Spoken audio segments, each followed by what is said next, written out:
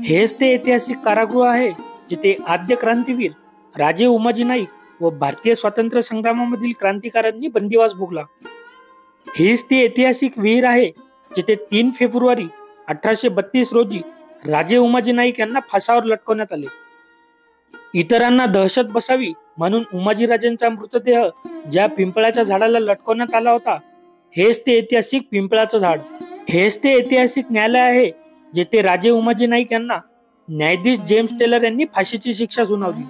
हीच ती अंधार कोठडी आहे जेथे राजे उमाजी नाईक यांना पकडणारा इंग्रज अधिकारी कॅप्टन मॉकिंटॉश यांनी लिहून ठेवलेली डायरीतील सर्व माहिती घेण्यात आली. आजच्या इतिहासाच्या प्रवासात आपण आलो आहोत पुण्यातील मामलेदार कचेरीजवळ असलेल्या ब्रिटिश हिरा जेलमध्ये. आज आपण बघणार आहोत राजे आद्य क्रांतीवीर उमाजी नाईक यांचा जीवन प्रवास. भारताला स्वातंत्र्य मिळवून देण्यासाठी ब्रिटिशांविरुद्ध लढणाऱ्या उमाजी नाईक यांचा जन्म 7 सप्टेंबर 1791 रोजी रामोशी बेरड समाजात लक्ष्मीबाई व दामोजी कोमने यांच्या पोटी पुणे जिल्ह्यातील किल्ले पुरंदर जवळील भिवडी येथे झाला. आज मामलेदार कचेरी म्हणून ओळखल्या जाणाऱ्या इमारतीचा वापर इंग्रजी आमदनीत तुरुंग म्हणून केला जात असे. इंग्रजांकडून होत असलेले अत्याचार बघून उमाजी नाईक यांनी इंग्रजांविरोधात बंडाची गर्जना केली. त्यांनी इंग्रज, सावकार आणि मोठ्या वतनदारांना लुटून गोरगरिबांना आर्थिक मदत करण्यास सुरुवात केली. या सर्व प्रकारामुळे इंग्रज सरकारने उमाजींना इसवी सन 1818 मध्ये 1 वर्ष तुरुंगवासाची शिक्षा दिली. परंतु तुरुंगातील काळ सत्कारने लावत ते लिहिणे वाचले शिकले. तुरुंगातून बाहेर आल्यावर त्यांनी पुन्हा उठाव करून इंग्रजांना सलग 14 वर्ष सळो की पळो करून सोडले.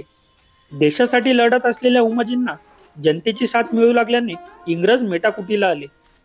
इंग्रज अधिकारी मॉकेंटॉश याने सासवड पुरंदरच्या मामलेदारास उमाजी राजेंना पकडण्याचे फरमान सोडले. मामलेदार इंग्रजी सैन्य घेऊन पुरंदरच्या पश्चिमेकडील भागात गेला असता तेथे त्यांच्यात आणि उमाजींच्या सैन्यात तुंबळ युद्ध झाले. या युद्धात इंग्रजांना पराभव पत्करावा लागला. 24 फेब्रुवारी 1824 ला उमाजी राजेंनी इंग्रज खजिना लुटून देवळाच्या जनतेला वाटला. 28 ऑक्टोबर 1826 साली उमाजी राजेंविरुद्ध इंग्रजांनी पहिला जाहीरनामा प्रसिद्ध करून त्यात उमाजी राजे व त्यांच्या साथीदारांना पकडणाऱ्यास मोठ्या रकमेची बक्षिसे व इनाम जाहीर केले. मात्र जनतेने इंग्रजांना कोणत्याही प्रकारची मदत केली नाही. यातून तत्कालीन समाजात असलेली उमाजी राजेंची लोकप्रियता दिसून येते.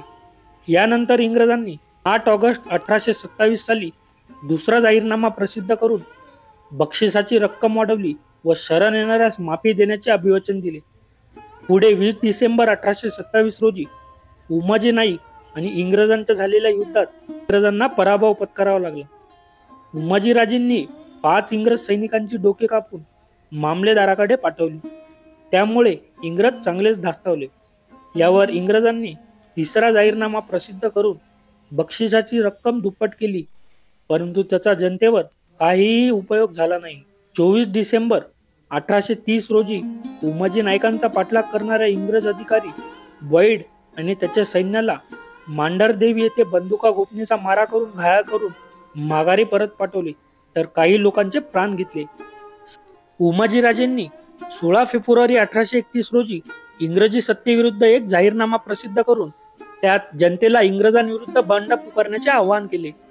इंग्रजांनी उमाजी राजेंविरुद्ध 5वा जाहीरनामा प्रसिद्ध करून माहिती देण्यास 10,000 रुपये रोख बक्षीस तसेच 200 एकर जमीन बक्षीस देण्याची घोषणा केली.